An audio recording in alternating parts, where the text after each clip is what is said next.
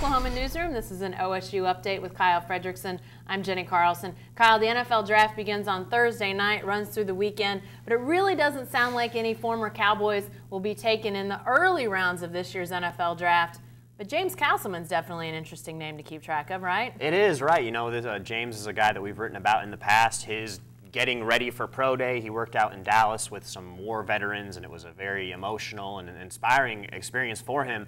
But now he's to the point that he's been waiting for. Now it's draft weekend coming up here. And like you said, of all the Cowboys, Castleman is really the only one who could have any realistic expectation of being drafted. And even then, there's a very good chance he'll be a free agent. But as of today, looking on NFL.com, they project him as being a 7th-round guy, which is good news for Castleman.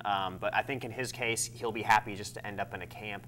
But when you look at how this guy fits in, I think the reason why NFL teams would take a chance on a guy like him late is just that athleticism. You know, we saw it in the Cactus Bowl, his ability to run with the football, to catch passes, just how quick he is on his feet for being a 300-pound guy. So not necessarily the strongest. You know, his pro day numbers ranked in kind of the bottom half or near the very bottom of those combine guys, the 20 who were invited to Indianapolis.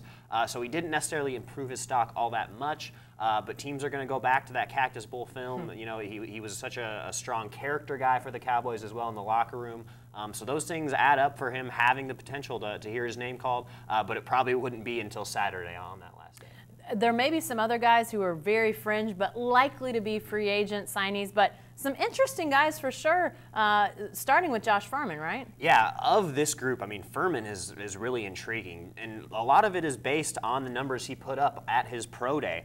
He had a 4.47 40, which would have been the 3rd fastest among all safeties at the Combine, which he wasn't invited to, and he had a 38-inch vertical, which would have been tied for 2nd among safeties. So those are really good numbers, but the problem is that Furman was a linebacker last year. You know, he played in a hybrid role where he dropped back into coverage, but to go right into the NFL, into a safety role, you know, there's definitely going to be a learning curve for him. And it's interesting looking at his career path. You know, this was a guy out of high school who's a very highly touted running back, makes the transition to the secondary, plays safety at Michigan, then comes to OSU, plays linebacker. So where does this guy fit? You know, it's kind of hard to slate where he's going to be in the NFL. And I asked Glenn Spencer the same thing, you know, who would know where his potential might fit. And even Spencer said he didn't know. You know, in his terms of watching the draft and seeing how these things unfold, he says he's always surprised that some guys go higher than he thinks, some guys don't get drafted that he thinks should get a chance.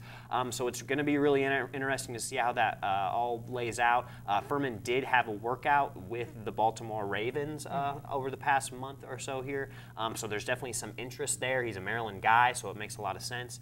So he's going to be an intriguing guy. He's probably not going to get drafted, but I'd expect him to make a camp.